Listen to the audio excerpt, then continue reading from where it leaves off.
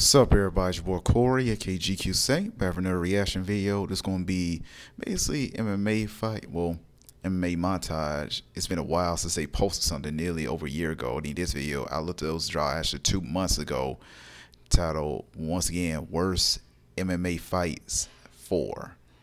I know I did, I think I did 1, I don't know if I did 2. I think I see the third or 4. I just didn't react to it, but I'm going to go ahead and do this one for since this more. This one won a couple more recent one because they dropped another one newer than this a couple weeks ago. I'm gonna react to that as soon as I get done with this one.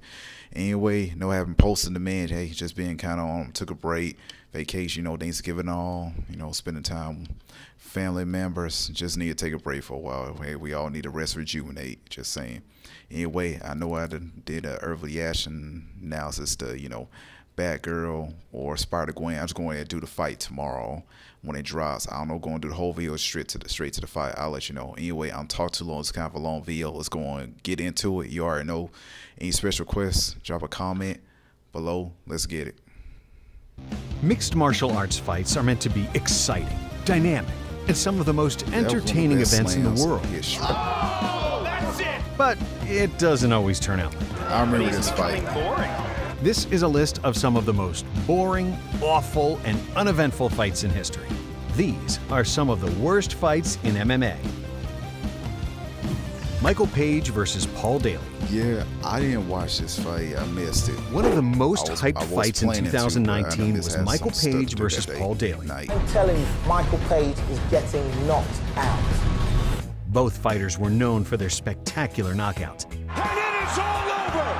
Daly was sick of being held down and controlled by wrestlers, yeah, so Daly, he vowed to earn a KO against his opponent and make this one of the most exciting fights ever. Whether the fight plays out that way and he'll stand and bang, I don't think so. It's MMA, so but it will be a great arts, fight so for however long it lasts. Obviously, he's going to get knocked out. We know that, but which ended up being a little white lie. Page has a pinned along the fence. Well, something of a big lie. Two strikers come all the way from England, and we have a huge grappling match for almost 5 rounds. Actually, it was a straight-up lie. No ifs, ands, or buts. I'm telling you, Michael Page is getting knocked out. When the bell rang, Daly suddenly changed his game plan. All the promise of an exciting fight went out the window. I'm pretty sure they might set another style, traditional, or a certain style karate. I don't know what style yet, or Brazilian jiu-jitsu. Daly desperately spammed takedowns and seemed to want no part of Page's stand-up game. What was supposed to be the fight of the year ended up being worse than Bum Fights Volume 1, maybe even Bum Fights Volume 2. I didn't watch the sequels never live up to the original. Daly talked a lot of trash on how wrestlers always take him down and how they're scared to stand up and trade punches, and even booed his own fight after getting taken down in his fight against John Fitch. Paul wears his heart on his sleeve. But when the bell rang, Daly, one of the most exciting fighters in the division, did a total 180 and suddenly forgot how to fight, which wouldn't have been so bad. But his opponent, Michael Venom Page, also seemed to forget how to fight, and only 3 strikes were landed in the whole first round. And about right now, somewhere in here, your referee should come in and start saying, hey, I need you to start fighting. Daly, after constant trash talk on wrestlers being boring and scared to stand up and bang with him, did nothing but dive in for desperate takedowns to avoid Page's stand-up. Maybe not the offensive fireworks display that we anticipated, but hey. Daly lost the fight, but he won MMA's Most Hypocritical Fighter of the Year award with his performance against Page. You're gonna wrestle. You're gonna try and wrestle yourself out of getting beaten the but this is no wrestling match, mate. Page, who had been training under Dana White in his boxercise classes, showed off his newfound talents by dancing all over the ring, preferring not to throw strikes. Page up, doing what Michael Venom Page does. With the nickname Venom, one would think of something fierce like a cobra or a black mamba. But in this fight, Michael Venom Page had about as much venom as a garden snake in this fight. But if you don't throw any punches and you throw no kicks, I guarantee you're not going to win. The worst part about this fight was that it was a 5-round fight, and that means 25 minutes of this. Pinned along the fence. This. Uneventful opening 5 minutes. And this. Venom trying to bring Page down. Now he's in the top position. But if there was any silver lining to the fight at all, at least it gave smokers a chance to catch a smoke break or two, or three, or well, maybe an entire pack before the fight was finally and thankfully over. He was bragging about being a knockout artist, and he's doing more takedown he's ever done in his career. Venom trying to bring Page down. Now he's in the top position. The one and only MVP is here to stay, and I'm taking the belt. Can't trust A snakes. few moments later. 100%. Oh, and there Yeah, I saw this fight. Mamma mia! Douglas Lima has just defeated Michael Venom Page! Chael Sonnen versus Paulo Filho. Not only one of the worst fights in MMA, but also one of the strangest was Chael Sonnen's rematch against Paulo Filho at WEC 36. This who is he looking at? He is looking to the side. He's like talking to Jesus or something in the middle of the ring. I don't know what he is doing. Their eyes and hold each other tight for a more intimate feeling. Filho was the champ at the time, but since he missed weight, the title wasn't on the line. Paulo Filho unable to make weight, so it goes from a 5-round fight to a 3-round fight, and the belt will not exchange hands. The strangest part of the fight took place in the third round, with Filho randomly looking around the ring. This who is he looking at? He is looking to the side. He's like talking to Jesus or something in the middle of the ring. And that's it. Filho still does not know what is going on. Filho admitted to having drug problems leading up to the fight, including using cocaine. And he wasn't even training with John Jones. You're funny. Filho admitted to using cocaine all the time, but claims he wasn't addicted to it, he just used it all the time is all. Even though Sonnen won the fight, he didn't win the title since Filho missed weight by 7 pounds. Yeah, it could turn to a Shortly after, the middleweight division was dissolved. And even worse, Filho lost his dealer afterwards. But luckily ran into Jones after the fight. Got the hookup. Kimbo Slice versus Houston Alexander. You give yourself res, you snitch on yourself. A regular on the worst fights in MMA series, Kimbo Slice makes another appearance. This time against a dynamic and explosive striker in Houston Alexander. This Houston, they cut him after the usually fight. dynamic and explosive. Well, he's. This was after, it was but after he's the becoming fight. boring. The heavyweight This version was when Kimbo's Rampage first was fight his in the coach. UFC, and his At this chance to performance, finally prove all the Houston got doubters cut. wrong about his questionable MMA skills. They're They're going to go one out more into fight. the middle of the octagon, and they're going to throw punches until somebody goes down. This is going to be a fight that Kimbo fans are going to want to see. Or not. Let's work, gentlemen. Let's work. Kimbo gassed out.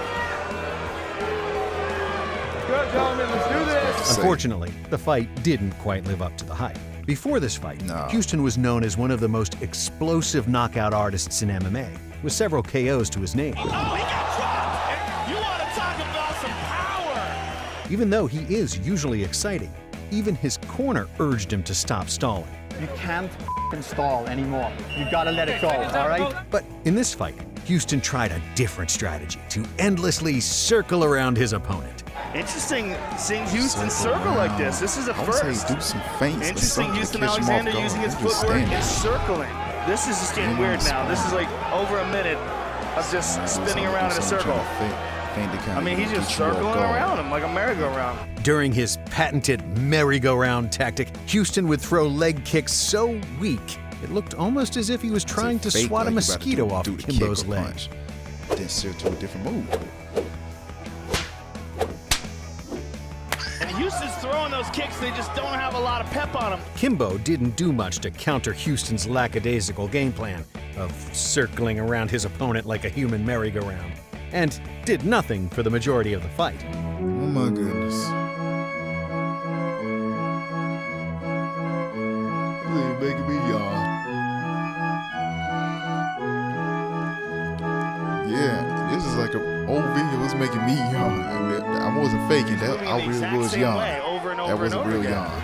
The only exciting points in the fight came in the second round, when Kimbo finally decided to fight and landed a few punches and an impressive slam. But by the end of the fight, both fighters were completely gassed. Both guys are so tired, Mike. Look how slow these punches are First, I coming. was like, finally, Kimbo. Wow. The fight marked the first win of Kimbo's UFC career. But he only had one more UFC fight afterwards, a TKO loss to Matt Mitrione. After that, he was given his UFC walking papers and was never Dana White's friend. We weren't friends, we're not friends, and no, he shouldn't have been expecting a call from me. Tank Abbott versus Oleg Taktarov.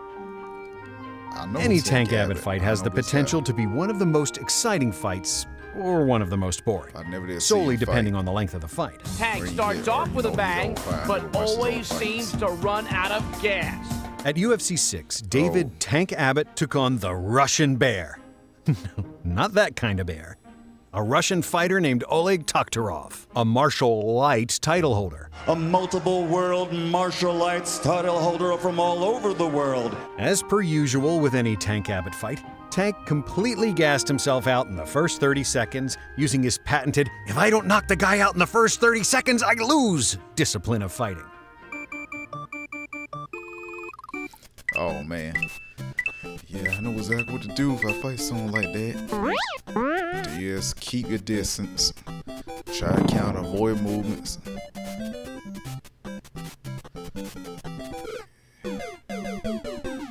Then, after that...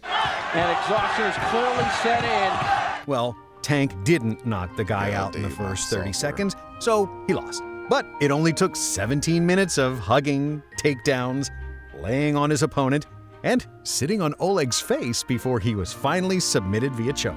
This could do it again. That's it. Tank tried his best to KO his opponent early in the fight, but was unsuccessful in finishing Oleg off, and quickly succumbed to fatigue and spent most of the 17-minute fight laying on top of his opponent with his head buried in Oleg's chest, soaking up all that sweaty Russian juiciness. I think I know what move. I ain't gonna say it though. I think I know what move I can. Tank tried every trick in the book, including fish hooking, which is when you stick your fingers in your opponent's mouth. But sticking anything in a bear's mouth can have varying results. Hello. Both fighters were exhausted by the end of the bout, with Oleg requiring oxygen and Tank immediately leaving the octagon to head back to his training grounds, aka the nearest bar. Well, Tank is said about other losses. I go back to the hotel and have a drink. And a few honorable mentions. Demian Maia also makes this list for his lackluster fights against Tyron Woodley. That fight was... I saw that fight was so trash. Boring. The last thing a fighter ever wants to hear. Jorge Masvidal, and pretty much all his fights that go to the judge's decision, and is often described as the human backpack. But he's still wearing the backpack. To describe it nicely, Woodley versus Wonderboy 2 was a tactical fight. This was a very tactical fight. Yeah, that's how a very tactical fight. It was a tactical battle just like the first one. An extremely tactical fight. A lot of people were booing. I loved how tactical it was. Who are we kidding? It was just boring. I mean, not a lot has been happening. Just not doing much. Crowd getting a little bit testy here. I'd rather watch Season 8 of Game of Thrones again than see Arlovsky versus Sylvia 3 for a second time. That was real good. Why do you think I came all this way? Actually, never mind. I'll watch the fight again. What was that you was trying to do? Don't try no spinning techniques unless you practice it. Thanks for watching. Be sure to subscribe and check out the Patreon link in the description. Oh boy. Okay, that was a very interesting video. Yeah, those fights pretty much, especially some of the honorable mentions, were trash. Trash. That's still on. Like, you didn't train. You were the champion. What's his name? I forgot his name already. I never even heard on, to be honest.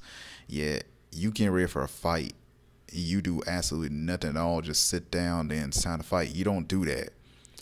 The only time I see you getting some rest, you've been working so hard, take some rest, then get a little quick light warm up, then just still do some warm ups, keep yourself in shape for real.